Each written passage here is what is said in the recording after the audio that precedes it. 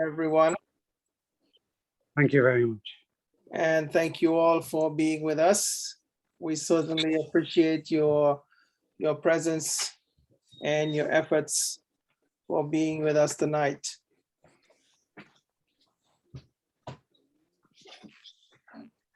Oh, wow.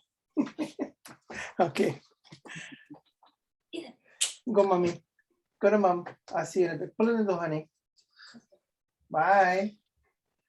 The little one. You know how it is. She just wants to be where I am. She's the boss, brother. She's the boss. That's right. That's right. That's right. Hey, you know, just before you get going there, Denise Plummer, she sang a calypso here in Trinidad, that woman is boss. So I think we need to bring that on AUGP and let all the ladies know that that's their anthem, woman is boss. Pastor Paul. Unmute, unmute. Try again. There you go. Good evening. Welcome. Thank you. God's richest blessing to everyone. Yes, yes. Thank you for being here. Looking forward to it. Awesome. All right, we have many of you that's here. Welcome to everyone. We will leave the greeting and the meeting for after the class, but just want to take a moment and welcome you. We want to say God bless you. We pray that the blessings of God will be upon you, the mighty favor of God. Thank you for being with us. We're going to get started tonight, and I'm going to ask Bishop Lamont to take it from here, and we will be doing some tag teaming on that for a bit. I don't know what happened there, but that's okay. There you go. All right, Bishop. Okay, what, you want me to read the slide?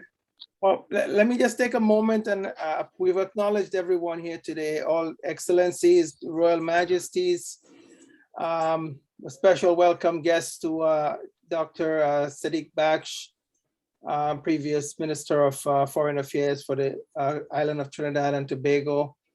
Very, very close dear friend for many years. I want to acknowledge Bishop Lamont for being with us and always, being very present and on time. Dr. White, my honorable chairman, Dr. Madhu Krishan. He has not been able to join us today, but with much honor and gratitude to him. We are the Academy of Universal Global Peace USA, and these trainings and sessions is really meant to collaborate for peace building. And our session that we're teaching on right now is Global Peace. We are in part 2 of session 1. Bishop, go ahead. Thank you, Your Excellency, and greetings to each and every one of you. Welcome again. So we continue on our Peace Ambassador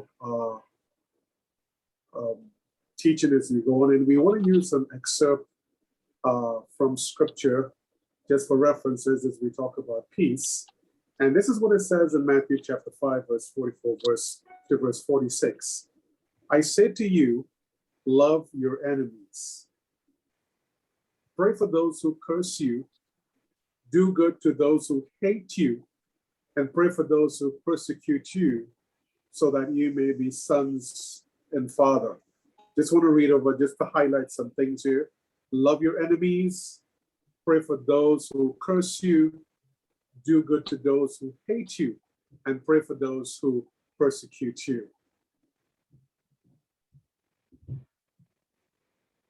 All right. So the scripture is used as a reference because we oftentimes have situations where we deal with conflict. And conflict comes because of some type of offense, when people are offended and they get hurt. And this was a direct quote by Jesus himself saying that we should love our enemies. It's not a very easy thing to do, but if we are the ones who are speaking and setting an example to the world, and we want to make a difference, It starts with us. We have to start with us. It starts at home where we are, by loving your neighbors, loving your family, loving your immediate family in your house, loving your neighbors, people in your community, your government. All right.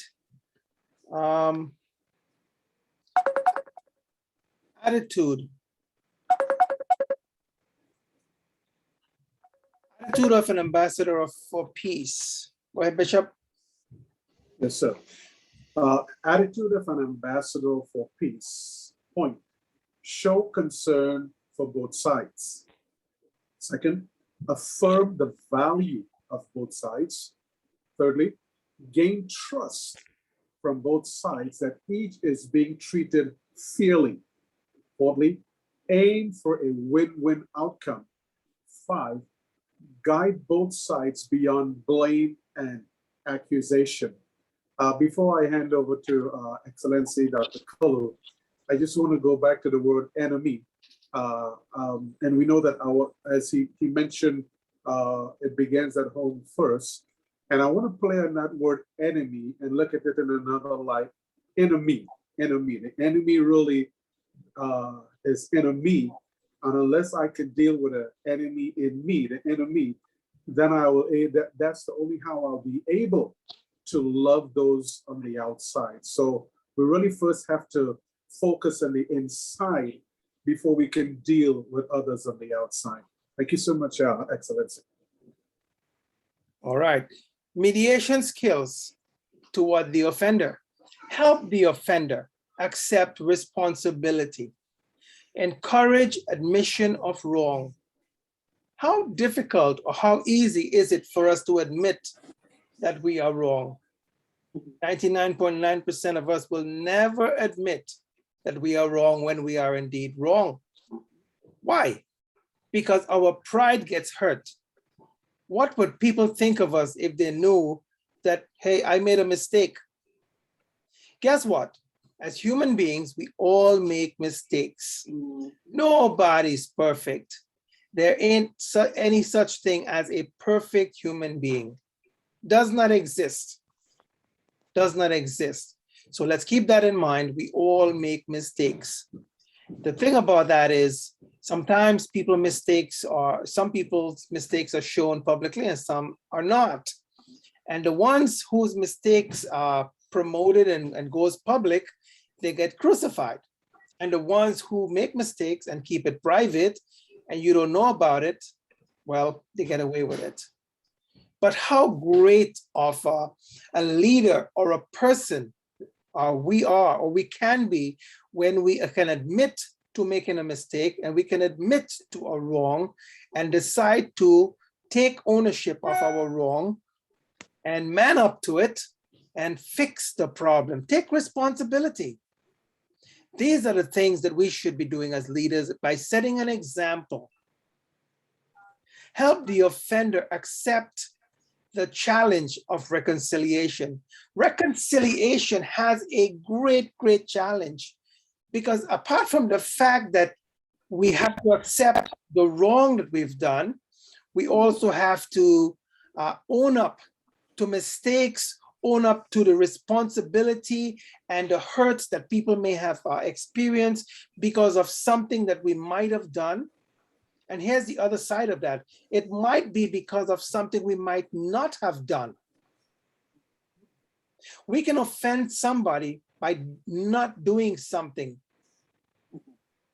We are tasked with such a great responsibility as leaders of this 21st century because we know more than the previous generation that came before us.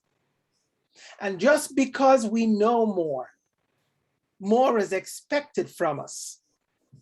And we have to step up to the plate and take responsibility and do the right thing. Avoid labeling and blaming. Well, that's a norm of today. Everything carries a label, which means everybody carries a label. And the blame always gets shifted because the more people can shift blame to somebody else, it makes them look good. See? Some people have the tendency of blaming others so that they can shine. they look spotless, but none of us are spotless. Praise and offer a second chance. We all have been given second chances by many people in many, many occasions in our lives, from when we were very little to growing up, even right now. And we need to be conscious when someone does something right or someone does something good. It won't hurt you to say, great job. It wouldn't hurt you to acknowledge when someone does something of value, to promote them, to assist people in what they're doing in this great peace building effort that we have embarked on. And okay, there you go. I was just trying to see who was on and I just almost messed that up. How do you like that? All right, so mediation skills towards the offended. Help the offended. Forgive and release grudges. And we're talking about peace building today. So it is our responsibility as peace builders to help the offended to forgive and release grudges. When we say offended, who we're talking about? We're talking about the person who has gotten hurt. The person who has gotten hurt and now wants to retaliate. And we want them to forgive and release the grudges. Dr. White? And that is so true. In order for us to help the individual that has been offended, for them to release the grudges, we have to allow them to talk about it, to express what is it about the offense that made them so hurt.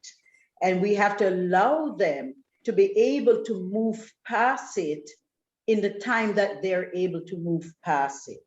You know, we try sometimes to rush people, and we can't really rush people in letting go off of grudges they hold if we have no understanding about what it is that has really offended them. And to really help an offender recognize their own fault is exactly what you said. It's difficult for me to recognize that I had a role to play in the offense. Maybe it wasn't because I said something that was wrong, but it could be that I said something that was misinterpreted. And I didn't take enough time to ensure that the person understood where I was coming from when I said what I said. And so in order for me to help someone that's offended to recognize their own fault in it, I have to, in other words, I'm telling them to take some accountability and responsibility for why the other person may have been hurt. You know, it doesn't have to be willful hurt. It could be an indirect hurt.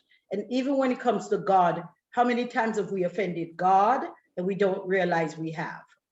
Simply because we think our way is right and we know more than him. You know, human beings by nature tend to believe that their wisdom and their way of seeing things is more important than everything and everyone else. And we really have to, with due diligence, help them to see what they cannot see. Yep. Thank you very much, Dr. White. Welcome. Help the offended recognize own faults. Oh my God. You want to go tell somebody that they're wrong? I mean, that sounds like it's a very easy thing to do, but it's not. See, I believe very, very strongly that sometimes you have no choice but to just tell people when they're wrong, right? Flat out, just, blatantly tell them when they're wrong. But in most cases, we have the ability to approach that in a very merciful, loving kind of a way. And to help someone to recognize their own fault, I think it takes a lot more skill for us to work with that, because if we're in a teaching setting and we are teaching the right thing, immediately the right thing contradicts the wrong without having to even tell somebody that they're wrong. I don't believe that we can force people to acknowledge or accept to do right, but we have to teach them how to do right and what is right. Hence the reason when we're teaching on these sessions, what we teach is, we teach people how to speak to each other and how to relate in a proper way that is acceptable. Help the offended to accept an apology. Sometimes people just, after they're hurt, they just don't want to hear anything. I don't want to hear from you. I don't want to talk to you. I don't want to hear anything. Yeah, but all I want to do is apologize. I just wanted to let you know that I'm sorry. I was wrong. I don't want to hear it. I just don't want to talk to you. I want nothing to do with you. You are this, you are that. You're yellow, black, and white, and green, and you come from way back out in the desert.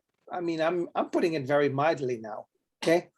There are many things that can be said, but you know, for people to get to that place of accepting an apology, it's difficult. After you've been hurt, the only thing you want to do, you get in that very defensive mode now. You don't want to hear anything else. But we have to remember, as peace builders, we got to give people a chance. People make mistakes. We make mistakes. And when we make mistakes, we want somebody to give us a chance. Foster harmony and friendship with the offender. See, very, very important. If we want to make it work, we want to bring peace and we want to mediate towards the offended and the offender, we have to foster harmony. Try to build a relationship. Don't go just because they had a fight with a neighbor, you don't want to go have a fight to try to bring peace. You want to walk in there in a more friendly mode and say something that's going to bring a positive result. Bishop. Promoting peace and reconciliation. Number one, we promote peace and reconciliation through service programs, through sports competitions, through cultural programs, through dialogue between religions, women as peacemakers, through global peace summits, and through community leadership breakfasts. How we promote peace and reconciliation. Now, you know, one of the greatest part of all of this that's listed here is the breakfast side of it. People often say the way to someone's heart is through the mouth. Sit down, break bread, have a simple conversation. Have a very simple conversation, but do it over having a cup of tea, maybe some tetli. I didn't see Dr.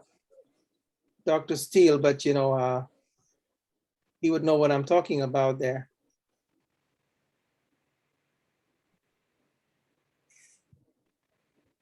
All right.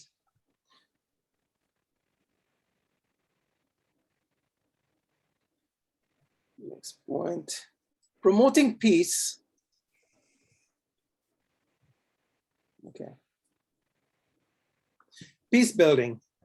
So we're going to embark on the session on peace building here now. Want to go ahead, Bishop? Thank you. Peace building. A is a process of changing unjust structures through right relationships. B, transform the way people, communities, and societies live, heal and structure their relationships to promote justice and peace. C, creates a space in which mutual trust, respect, and interdependence is fostered. Go ahead, Bishop. Okay, so it is important for us to understand the process of changing. Now, to some people, change can be a threat. To others, change can be comfortable. But to those who understand change, change becomes an opportunity that can go a long way. And change is a thing that is constant. And so we, in order to bring peace, we see society from the home is divided. If it's If there is no peace in the home, there'll be no peace in the community. If there's no peace in the community, there'll be no peace in the nation. And then it goes out to the world at large. So it begins, as they all said, it begins all in the home.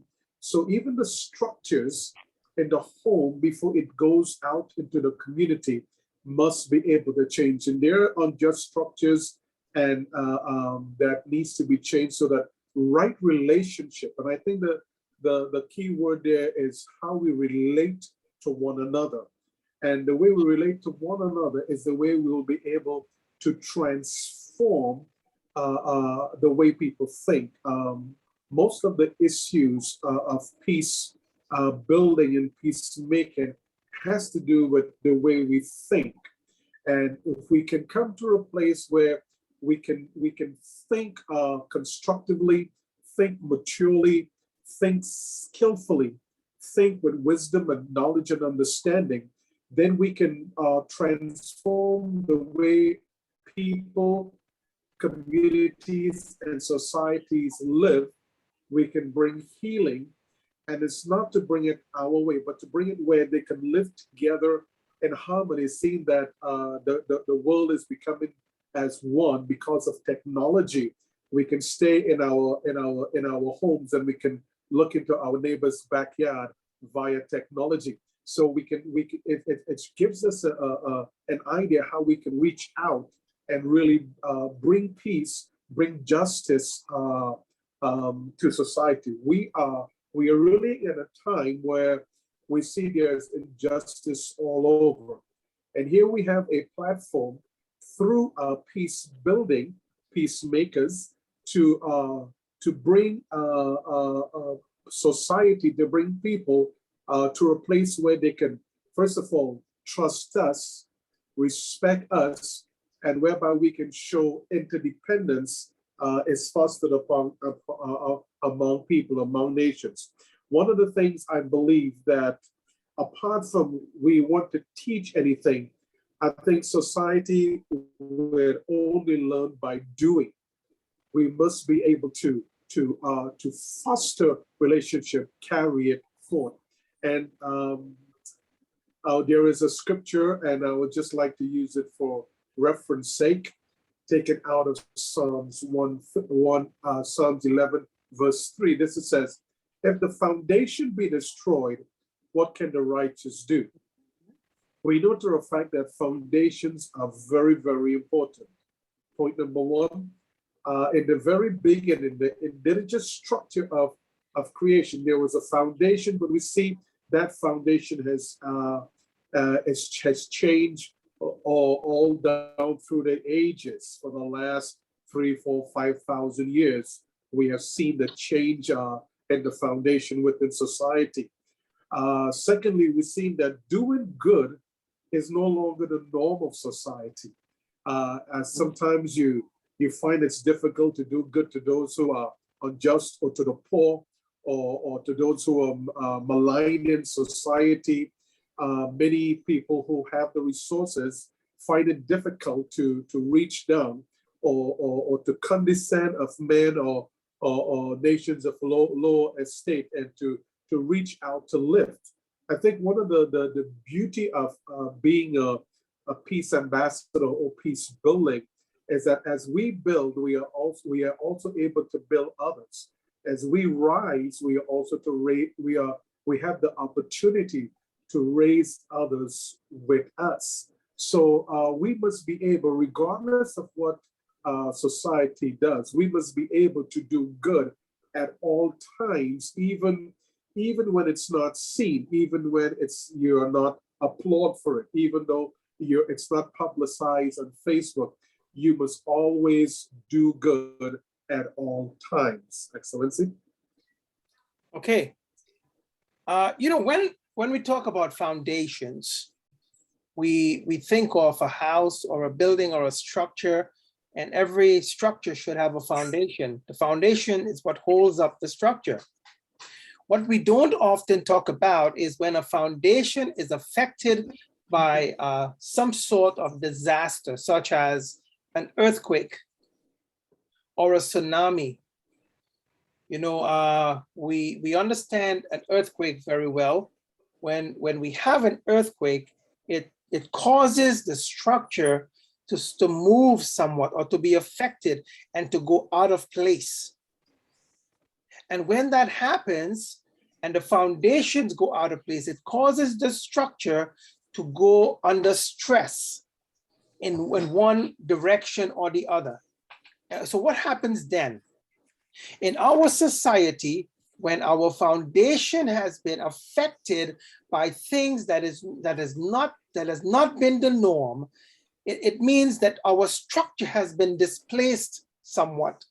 So what happens then? In order to get the structure back in place, it means that somebody have to go in and add new support to the existing structure. And if something is malignant, cancerous, you cut it off. When you have a shift in structure sometimes, and it somewhat set the structure apart, sometimes it's unrepairable. And you have to go remove that and replace it with something different to keep the structure in place and to cause the structure to realign itself and to work or act normal again. What am I saying? I'm a builder, so I can use references like that. However, what I'm saying though is that in our society, we can see that our structures has been way out of whack. People don't know what to believe. People don't know who to believe. People don't know who to follow. They don't even understand what the right thing is anymore, because barely anybody is teaching the right thing. They're afraid that they may lose the following that they have. They may not become as favorite as the rest of the people if they start talking about all the wrongs of society that needs to be righted. See? But as peace builders, what do? We teach, we should be teaching and training people to do the right thing. Love your neighbor as yourself. Lend a helping hand if you see someone that fell down. If you're going to act and do something and behave in a certain way, you know, be conscious of the people or the persons next to you, that you don't cause hurt or stress to them. Be conscientious, be mindful. These are the things that we should be teaching. These are the things that barely anybody wants to talk about, because they won't make you popular. But today we're not here for popularity. We don't want to be popular. We want to make a difference. And if we start speaking the truth and loving on people and doing the things that God has designed us to do, we will make a difference. Be the light. So wherever you go, you will shine. Doing the right thing starts with me, just me. We worry too much sometimes about other people doing the right thing. Well, he or she is not doing the right thing. Yesterday, I saw this brother, this sister, or that friend, or that neighbor doing X, Y, Z. Stop talking about it. It's none of your business. How can you make a difference today, here, now? Do something. Be somebody. Touch somebody's life. Peace building. I'm going to use a reference here from Matthew 22, verses 36 to 39. And Jesus was speaking. One of the apostle was asking, and he says, Master, which is the greatest commandment in the law? And Jesus said unto him, Thou shalt love the Lord thy God with all your heart and with all your soul and with all thy might. This is the first and greatest commandment. And the second is like unto it. Check this out. Love thy neighbor as thyself. So we want to eat the best. We want to dress the best. We want to have the best. And whatever falls on the ground, we want to give it away because we can afford to. It don't affect us by any means. We do things that we're very conscious about, self-conscious about. What we don't want for ourselves, we should not want for somebody else. Love your neighbor as yourself. Do unto others as you would have others do unto you. It should not be about me, myself, and I.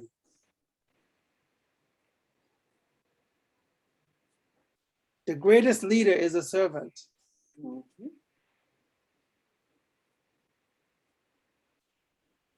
Peace building definitions. Reconciliation refers to the restoring right relationships between people who have been alienated and separated from each other during conflict. That is reconciliation. Occurs not only in relationships, but also at the spiritual, personal, social, structural, and ecological levels. If something is not separated, it cannot, there's no need for reconciliation. It does not need to be reconciled. So if you take something from me that does not belong to you and you want to reconcile it back to me, it means you have to give it back to me, where it would go back to its rightful place, its rightful owner.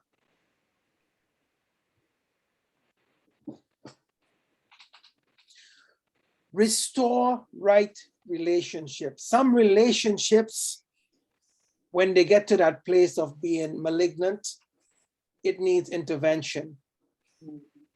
Intervention can bring reconciliation.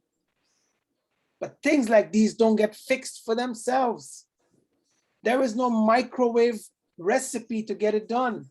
There is no press button to get it done. It takes work, it takes effort on our part. It takes dedication and it takes time. It does not happen overnight. Peace building definition on reconciliation. What is reconciliation? Reconciliation is to fix what is broken. Fix it. Resolve the issues. Reunite what is set apart. Bring together. Patch up. Break down the walls of enmity and hate. Fix it. We got to walk around with that mentality, that fix it mentality. People got to start knowing you for who you are. When you walk around and people see you, they got to think about you as a person that has this fix it mentality. I won't accept the status quo that is thrown out to me, but I'm the fix it type of person. Be known for that. The person that will not tolerate nonsense, the person that will not stand for what is wrong, that will take a stand for what is right, regardless of the crowd and what the naysayers may say. Take a stand for what is right. Stand for truth, stand for justice, stand for doing the right thing, regardless.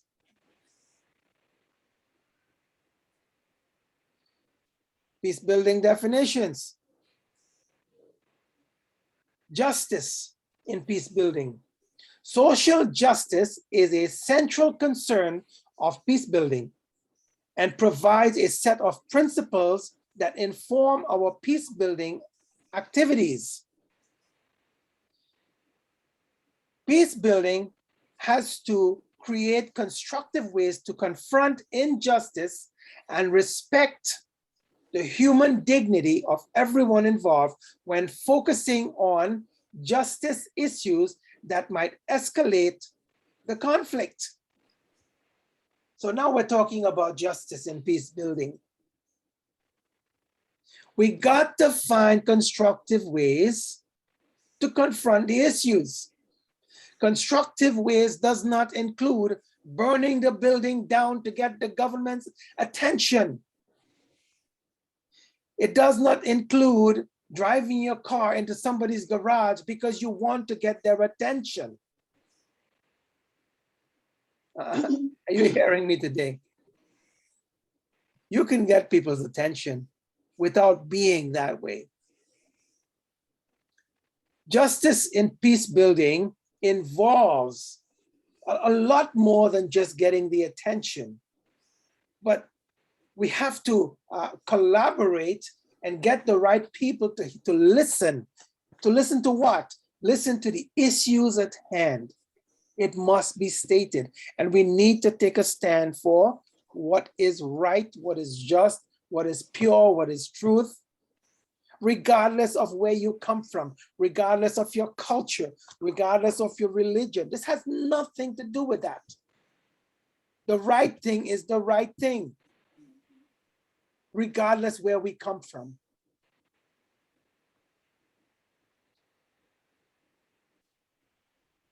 Peace building definitions.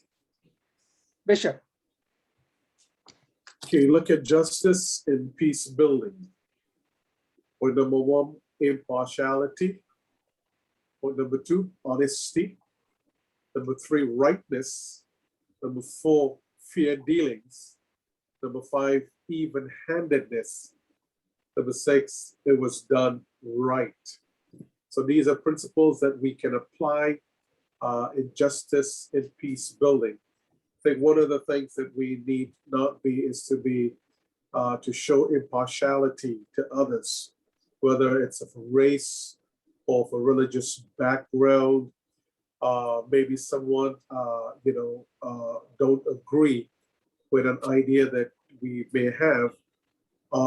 In justice and peace building, I would like to use this where we can agree to disagree, agreeable, so that we will be able to bring amicable solutions. I think the important thing that is being honest, being transparent, being open. Our yes is yes and our no is no. We cannot be double-minded in being in justice and peace building, because that would not produce the rightness that we are about as peace builders, because our aim is to bring all to the table and let all be treated equally. I think one of the things in peace building, especially when dealing with issues, be it social or what, is we're able to first approach a situation in humility, where we gather all the facts from both sides.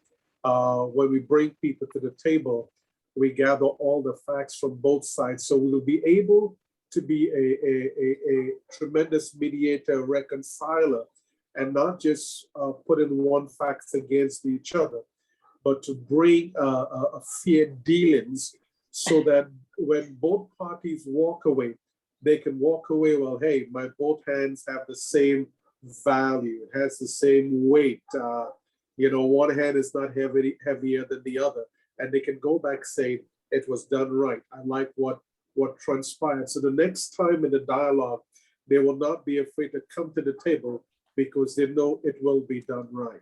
Excellency? Yeah, when we're talking about justice and peace building, and we're talking about impartiality and being honest and rightness and fair dealings, even-handedness, when you walk into a transaction and you come out of that transaction knowing that the other person was fair with you, deep down in your spirit, you walk away with it with the intent and with a thought in your head, in your mind, that I really wouldn't mind dealing with this person again. This person was so fair to me. You feel so much satisfaction, whereas you walk out of a meeting or a transaction and something's bugging you. I can't help to shake it because you know what? I feel like I've been robbed. I feel like I just can't trust this person.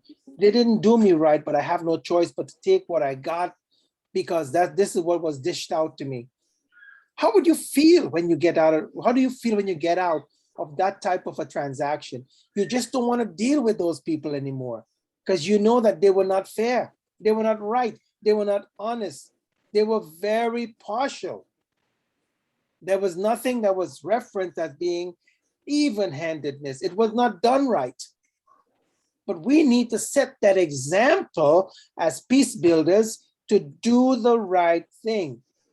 When we walk into a room, when we walk into a setting, into a meeting, into a community, wherever we are, we need to take a stand for justice and do right by everyone, regardless of religion, culture, color, language, it does not matter. To be a good human being, this is what we should do. Do the right thing. Conflict transformation. A, describes the constructive changes in personal, relational, structural, and cultural dimensions that caused or were affected by conflict. B, it also refers to the process of change itself that is required to ensure long-term peace and stability. So two main points I want to talk about here is constructive changes. Telling people to change does not necessitate change. Constructive change or constructive changes means that you're asking someone to make particular changes that would better the organization or better the community or better themselves, but as a whole to make things better. And then we have the process of change. Change is very uncomfortable for everyone. It's not easy because you're asking people to leave their comfort zone and go into the zone where like Star Trek, where no man has ever gone before, and do something new. We all don't like that. People don't like change.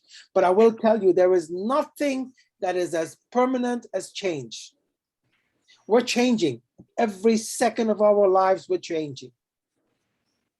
We need to learn how to embrace change and work with it.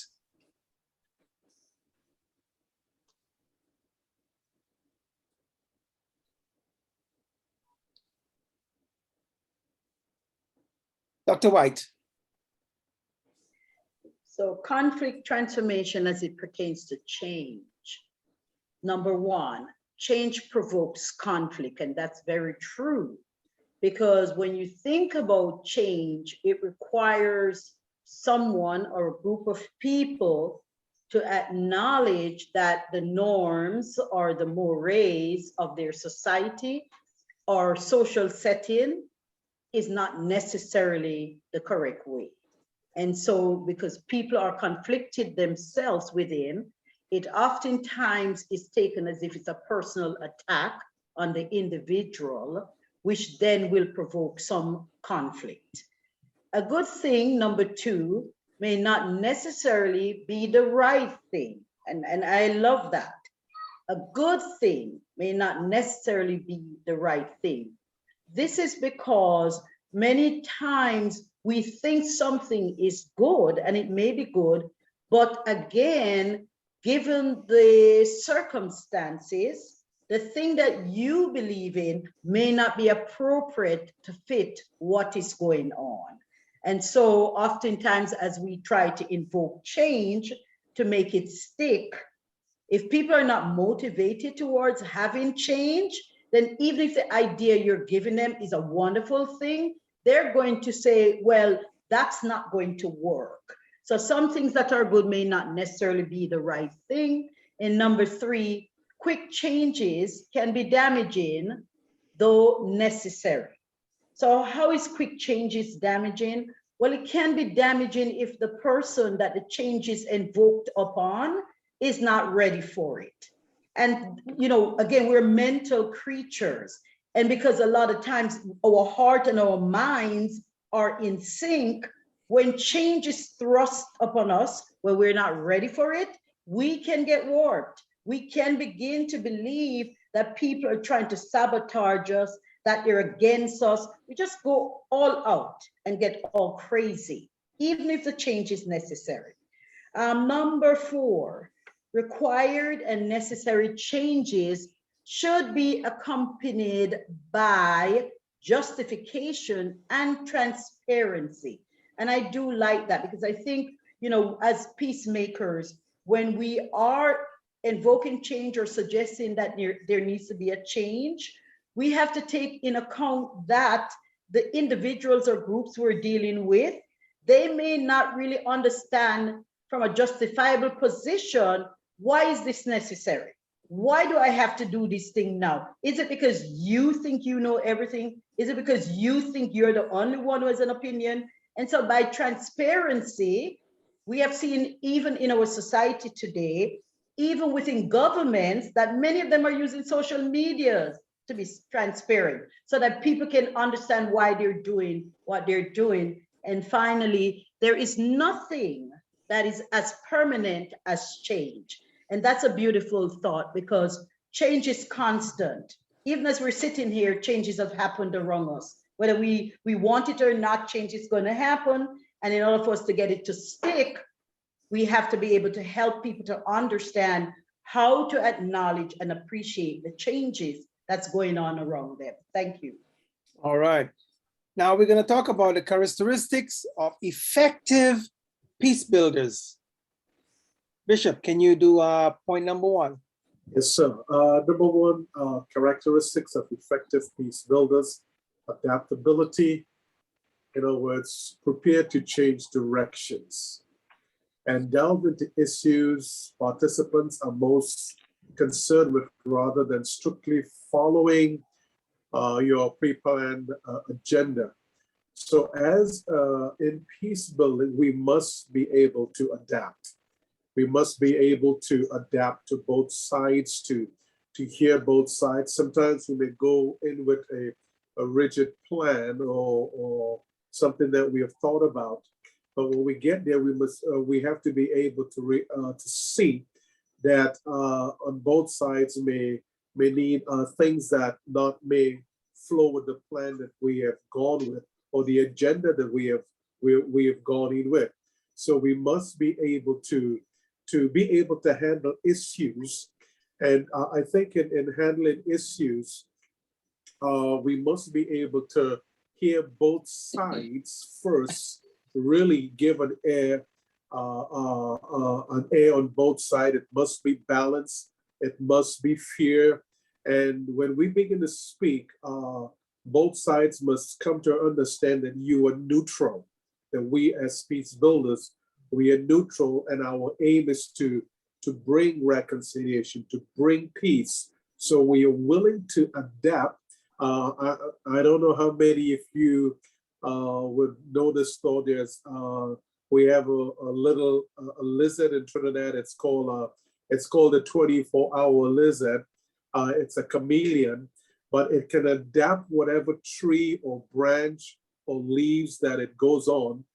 It attaches itself to. It can adapt to the environment and take on the color of on whatever branch or tree or leaf that it's stuck onto.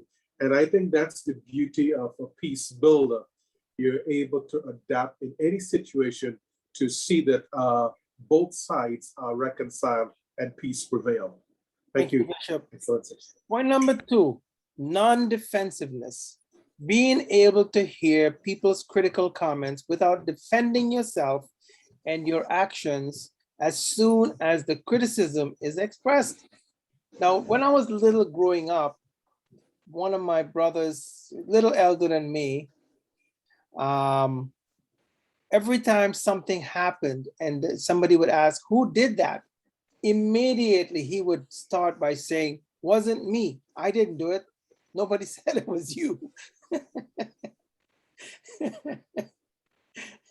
You know, not me, I didn't do it. Immediately all eyes go right on you. You know, we get so defensive when people bring up a point of concern.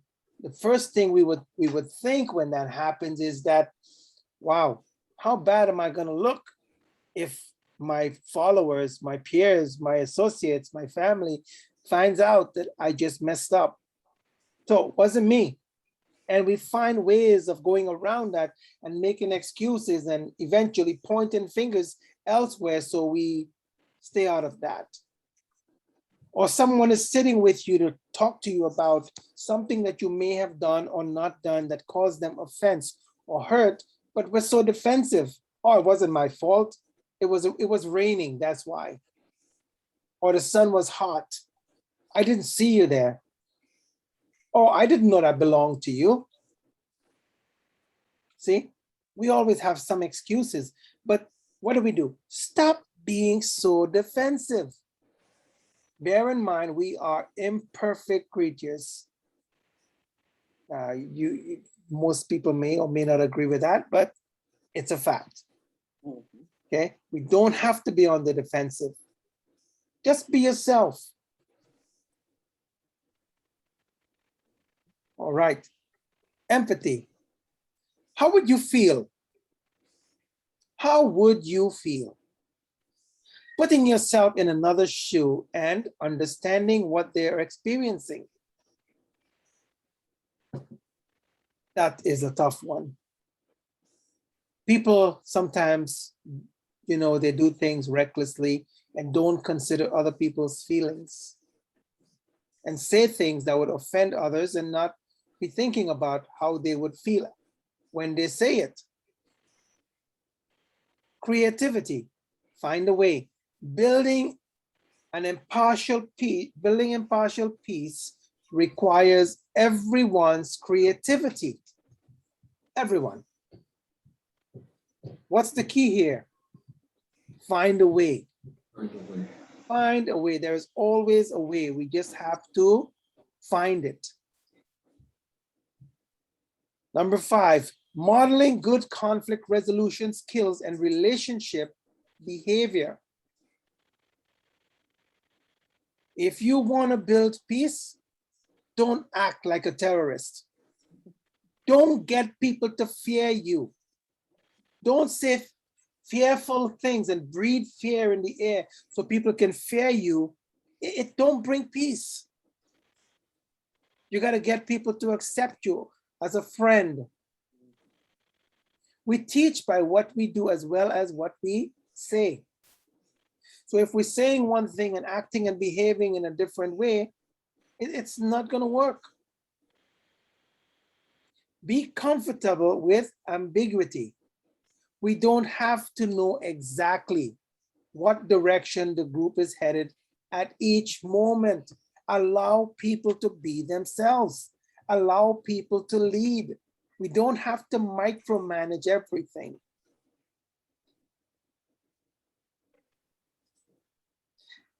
Interdependent peace building. No one person, activity, or level of society is capable of designing and delivering peace on its own.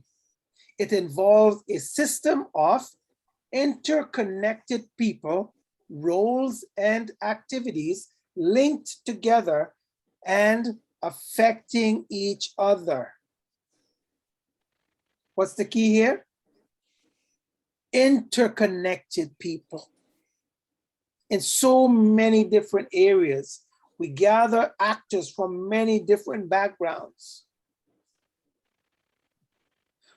Point number 2, with people at the core, peace building is intimately connected to the nature and quality of what? This is the key for peace building relationships. Actually, it's the key for everything as human beings. On every area of our lives, it's the key for everything. Without it, we would fail. Even God wants a relationship with us. That's the example. Peace building builds and supports interdependent relationships necessary for pursuing and sustaining desired changes. So if you want to bring changes and you have a relationship with the people you're trying to bring this change among or to, they will quicker accept it. But if you don't have a relationship, it becomes more difficult for them to buy into what you are selling or what you would like to achieve. Point number 4, we must develop processes that also forge relationships between people that are not like-minded. Here you go. It's not easy to build a relationship with somebody that is not like-minded. It's difficult, but as peace builders, what do? These are the challenges that we face. It means it's going to take more work, more time, more efforts, more energy, more of everything. Is it possible? Yes, it is. Not like-minded people. Bishop. An interdependent peace building, dealing with not like-minded people. The first point says it all. We must be able to find common ground. Even between warring parties or enemies, there's always a common ground that you can find to begin the building of the peace process. Second point, give good gesture. We must be able to give gestures that the individuals or community or nation, whatever the scale of our peace building is, that the gestures we give, it's good. It's that we can begin working on towards that wonderful process of peace. We must be able, thirdly, to foster a relationship. And that is where we really, even we ourselves, I think, as we consider ourselves peace builders and on whatever scale, I think the way that we go about fostering relationship, we must be able, by the way we speak, by our body language, by the way we listen. Peace building is not a 100-meter, it's a marathon. And, if you have ever sat with people, let me use a concept in counseling, you cannot be looking at your watch and thinking, well, I have another appointment, so I need to get over this as quick as I can. You're fostering relationship, and that takes time. That takes time, especially if both parties is on war or loggerhead with each other. It takes time. Sometimes, point number 4, you may have to employ outside help from someone who may have a relationship with that person. So again, that's in the peace building, you gather your facts, you get to know a little about the person. You want to know their thoughts, how they feel about the situation, what that they likes, what are the things that they don't like, so that when you sit and you know that you need help, you can call upon someone that probably they trust, someone that they look to ever so often, so they can be an advantage to you in bringing that peace among the individuals. And fifthly, you develop a strategy and know it will take time to achieve success. So you have a strategy. We are not just going into a situation operating like, let me use a Western language, Billy the Kid and shoot everything down. But you have a strategy that you're in for the long haul, and by the time you come to the end of it, your process of building is successful. And that's what you look for in peace building. You're looking at the end of it for it to be very successful. Thank you, Bishop. So we all have something in common. Even when we're building relationship and we think that we don't have much in common with people, guess what? We have so much in common. So let me give you a few pointers.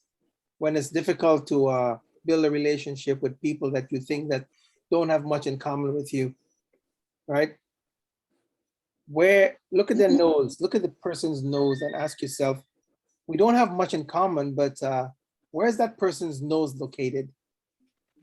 Smack bang in the middle, the center of their face, right?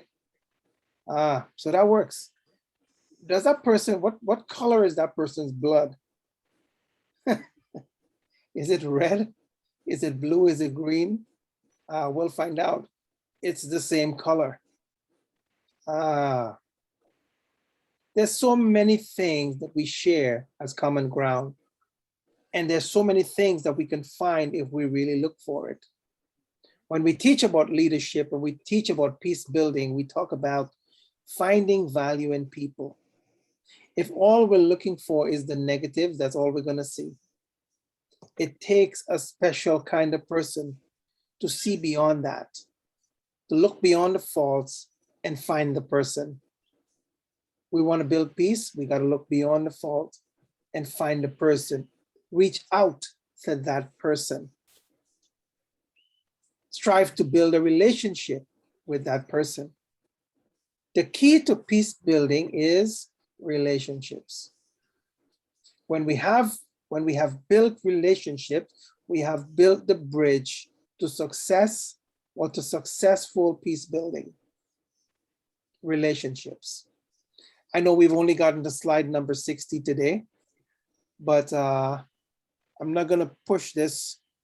I've already determined that we're gonna only be teaching for 1 hour, and I'm not pushing it beyond that. I know that many people are making sacrifices to be here, and that is certainly appreciated.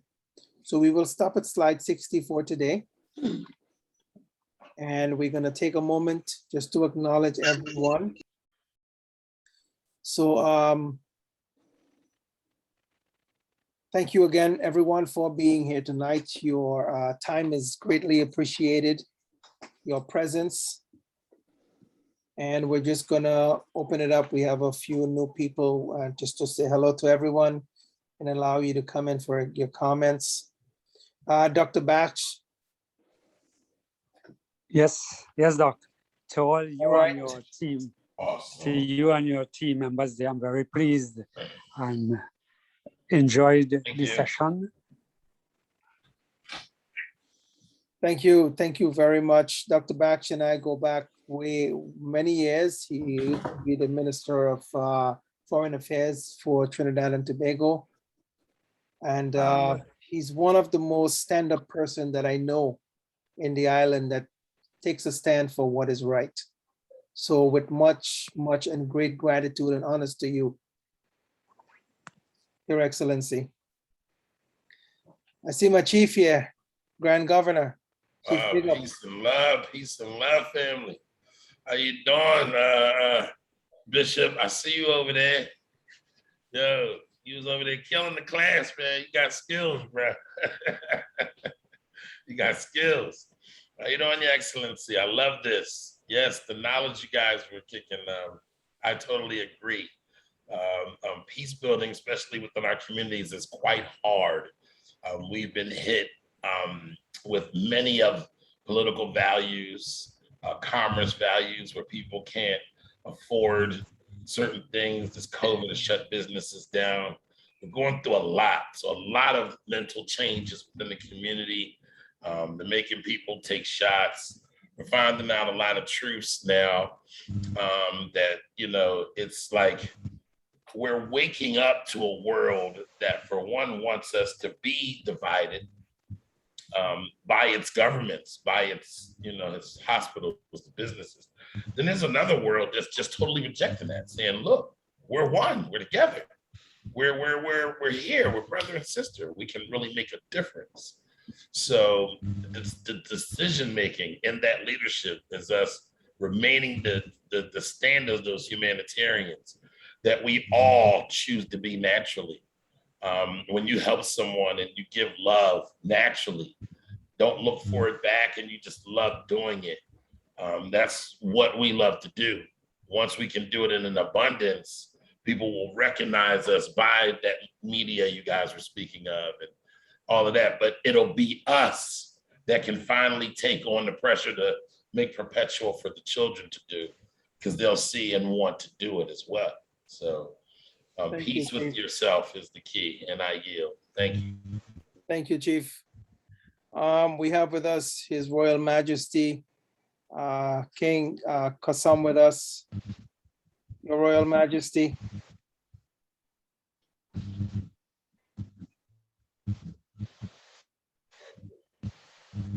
I think it's frozen. Hello. Are you hearing me? Yes, we're hearing you now, Your Majesty. Oh, once again, very grateful.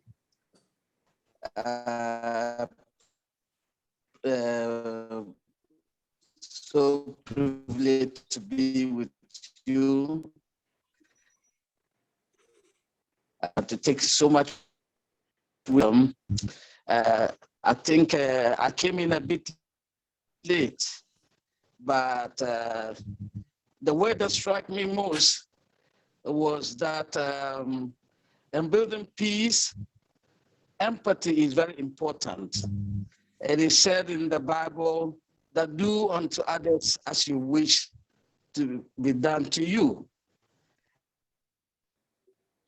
And it is when you empathize that you feel like they feel. And that controls whatever you do. When you are going to speak, you ask yourself, how would I have wished to be addressed? It controls everything you do. It makes you demonstrate the love. Bible says, love your neighbor as you love yourself. And you can't love when you don't put yourself in the person's shoes. It is when you put yourself in the person's shoes, then you are able to tell yourself that this is the way I would have wished to be addressed. And you have sympathy. You don't want to provoke, and you are telling yourself, by this gesture of mine, am I going to provoke the person? Am I going to make him happy? Will he be at peace with himself? And that controls whatever you do. So for me, I see empathy to be the core of peacekeeping when you are dealing with others. Thank you very much. I think this night has been very fruitful. The lesson is what I would apply so much because I also have a court. I once said it here. And so when you are dealing with people, hello? Yes, Your Majesty, we're here. Okay. I thought you had thanked me and muted me. No, but thank you very much, Your Majesty. Yeah, Well said. Well said. We appreciate that. So, okay. Thank you too. You're welcome. All right, I'm just gonna ask Pastor Paul just for a moment, just to come on and just say hello. Greetings, Your Excellency, and everyone.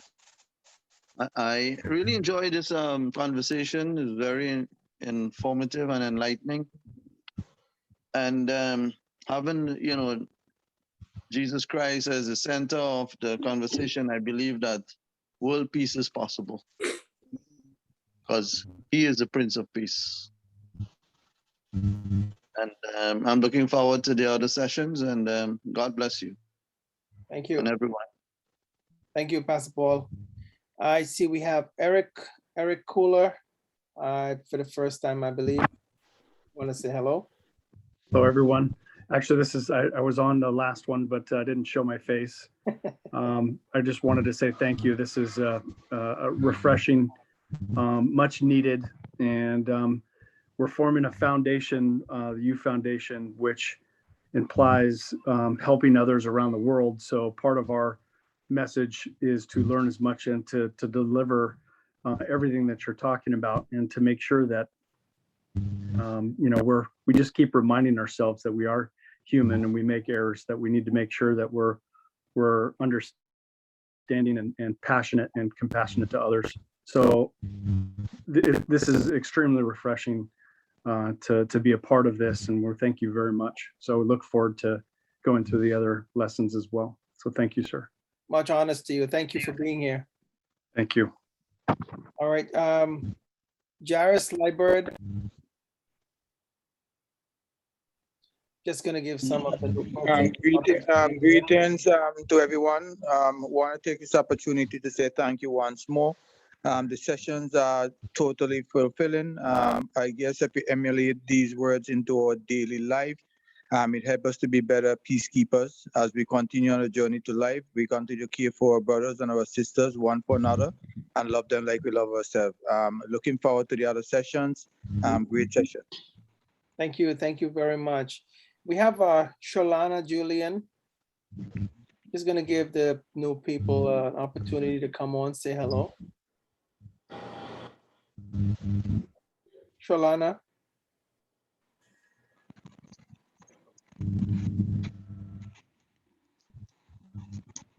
All right. Stevenson, Elcock.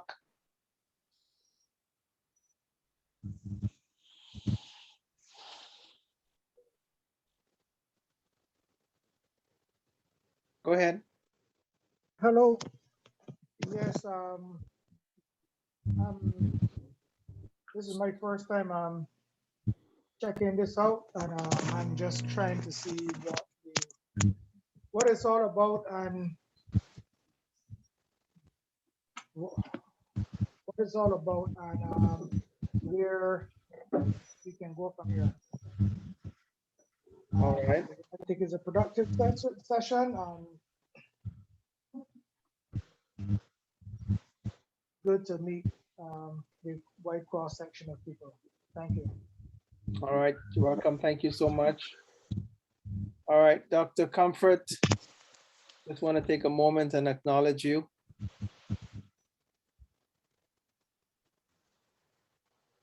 Go ahead. Pleasant evening. Once again, Your Excellency, Chief Governor, Dr. Kiwi, you have said a lot. It's very interesting, you know. The word of God is telling that if it's possible, you must all be at peace with one another. It is not normally easy, but if you decide or you make up your mind that if you see a friend or anybody bringing up war or try to fight against you, there's a saying that, excuse me to say, in the game of love, one has to be a fool. That was what I remember back in the youth days. Our leader used to tell us that if you want your marriage to be permanent, if you want your marriage to move on very well, then one of you must become, excuse me to say, a fool. Meaning that if you see that your friend is offending you, you don't fight back, even if it is you who is at fault. Yes, you admit it immediately, and then you move on. I think the world is said that if we are able to bring these teachings to our children right from their infancy, it will be very, very, very good for them. It will bring them to a standard or a place where they should be. Because as one grows up, the traits that one finds in life is difficult to change it. Now it comes to a world that we need to change. How can we change a world which is full of hatred, which is full of war, which is full of so many things that are negative? It is a mindset. It is a mindset. And if we fight against the mindset and try to move the mindset in the right direction, change will definitely come to play. Thank you. Thank you very much, Dr. Comfort. Thank you very much. I would like to take a moment and just acknowledge His Royal Majesty Nana.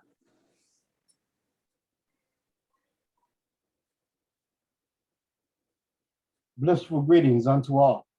Blessings, Your Majesty. His Excellency, doing a wonderful job, wonderful performance, deliverance. I grew up upon this such studies and disciplines as well. Been amongst many of diverse backgrounds. It is wonderful to see this again now in the later years of life. It becomes essential because often the bombardment with the negatives appearing to overpower the positives has caused many to become of their lowest self instead of that of their higher self. And as we build on the likeness of these very lectures, these very trainings and disciplines, and be that in our daily lives, it becomes light unto others that have not had such trainings and disciplines. Our ancestors, for the most part, left many jewels, many keys and guidance to be of our better self, our higher self. But at the same extent, those that have gained access to that and twisted it for their own personal gain has pushed the agendas into a self-righteous or self-driven, chaotic scenario. We have the ability to reach many. We watch in these days and moments, societies across the board going the opposite of these trainings. And it may very much be attributed to the influence in the media, the radio, or the appeared lyrics of entertainment, the movies, if you will. Although it's just the same as we see that bombarding the airwaves, we know that goodness, kindness exists. These trainings are a reminder of how beautiful, wonderful it is to be amongst those like-minded that do have genuine care in their hearts, in their minds, and willing to apply the actions to see it through. Since young, I have had the opportunity to be amongst many nations, and to this day, oversee many different kingdoms across the board. And it is constant reminded of not everyone is able to, at this moment in their lives, do what we're doing without having the guidance to do such. They may very well want to, but may not possess, not so much as possess the skills, talents, and abilities, because as we bring it out of ourselves, through ourselves and the assistance of others, they themselves, upon seeing how to bring out that best of them too, will have the opportunity to deliver that as well. Yes. Yes. Thank you, Your Majesty. Welcome. We certainly appreciate your thoughts there. Thank you very much. At this time, I would like to just thank everyone for all your great inputs and your energies, your presence, for just joining with us in this move to establish global peace among the nations. We want to thank you, and I pray that the favor of God, the blessing of God would be upon you and your families and all that concerns you today. I want to just let you know and want to speak blessings over your lives. Thank you once more, and look forward to being with you again on next Tuesday. Just so you know, I have sent out that link. So on alternating Tuesdays, we're having starting up a women's empowerment initiative. So next Tuesday, we would have a women's empowerment. Everyone is welcome. Everyone is welcome, but we will be focusing on the issues that affects women greatly. And we want to make a difference. We want to see the women of the world take root to be upstanding women of value and of respect and honor, and to be able to move forward as women, not to be trodden upon, and to become leaders and to be the women that God designed them to be. So we have embarked on starting up this, I call it Women of Virtue. And we are going to use this platform to help to assist and to create an atmosphere where women and all alike can come and learn. All right, so I pray that the blessings of God would go with you today. Thank you very much, everyone, for being here. With much love, Thank you, sir. honor, and respect. And God bless you. Thank you, sir. Thank you, sir. All right. Have a pleasant good night. From India, good morning, sir. Thank you. Have a good night. Bless all. God bless all. Good light, everybody. Love and light. All right, blessings. Blessings. Blessings, everyone. Love you all. Good issue. Good night, blessings, peace, and love to you all.